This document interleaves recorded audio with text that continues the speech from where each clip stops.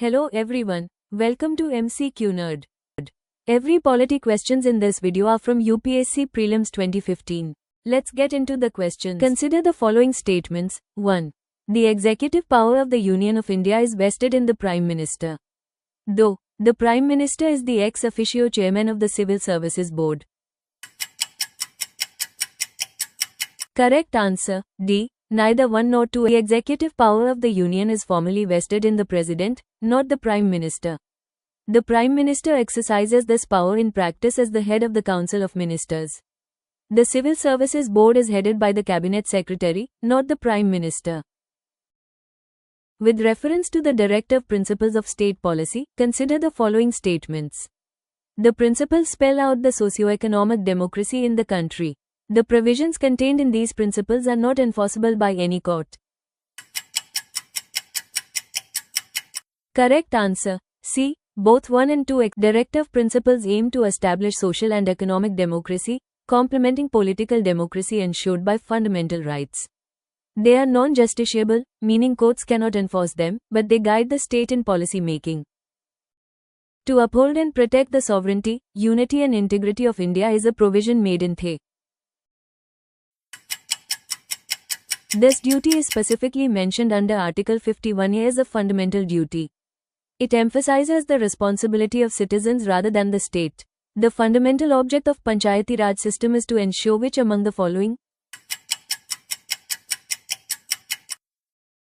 Correct answer, A. 1, 2 and 3 only.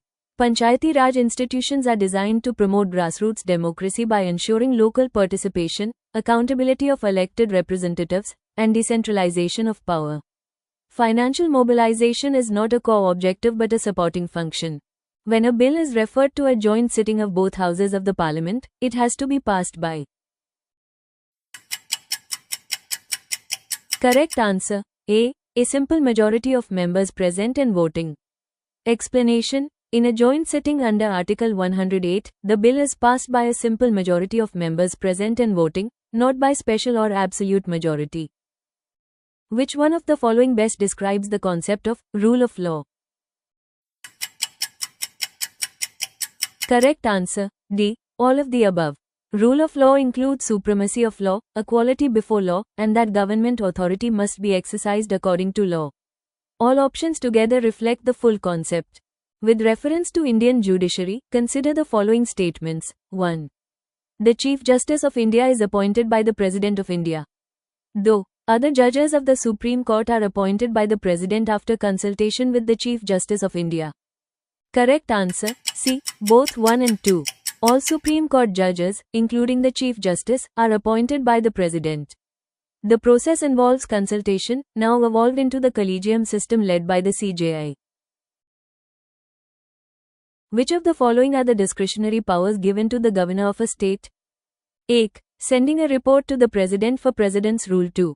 Appointing the ministers. 3. Reserving certain bills for the consideration of the President. Correct answer, B. 1 and 3 only. The governor acts at discretion while sending a report under Article 356 and reserving bills for the President. Appointment of ministers is generally not discretionary, as it follows the advice of the Chief Minister. Consider the following statements regarding the President of India. 1. The President is elected by an electoral college consisting of elected members of both houses of Parliament. Though, the President can nominate members to the Lok Sabha. Correct answer, D. Neither 1 nor 2. Explanation. The electoral college also includes elected members of state legislative assemblies, so statement 1 is incomplete. The President can nominate members to Rajya Sabha, not Lok Sabha. Anglo-Indian nomination provision has also been removed. Which of the following bodies are not constitutional bodies? Correct answer, B. 3 only. Election Commission and Finance Commission are constitutional bodies mentioned in the Constitution. Planning Commission was a non-constitutional body, now replaced by Niti Aayog. Which one of the following is the correct sequence of formation of the following bodies? Correct answer, A. 2, 3, 1. Explanation. Finance Commission, 1951, was established first, followed by Election Commission, 1950 constitutional but functional expansion later, and Planning Commission in 1950 as a non-constitutional body. With reference to Union Budget, consider the following statements. 1. The Union Budget is presented in the Lok Sabha. Though, the Rajya Sabha has no power to amend the budget. Correct answer. C. Both 1 and 2 budget is presented in Lok Sabha and Rajya Sabha can only discuss it. It cannot amend money bills, which form the core of the budget. Consider the following statements regarding money bill. 1. A money bill can be introduced only in Lok Sabha. Though, the Rajya Sabha cannot amend a money bill. Correct answer. C. Both 1 and 2 money bills are introduced only in Lok Sabha with prior recommendation of the President.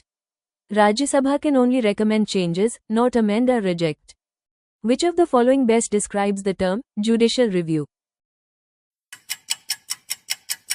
Correct answer. C. Review of both legislative and executive actions by judiciary.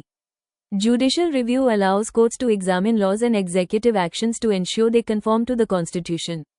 It is a key feature of the basic structure doctrine. Thanks for watching. Don't forget to like, hype, subscribe.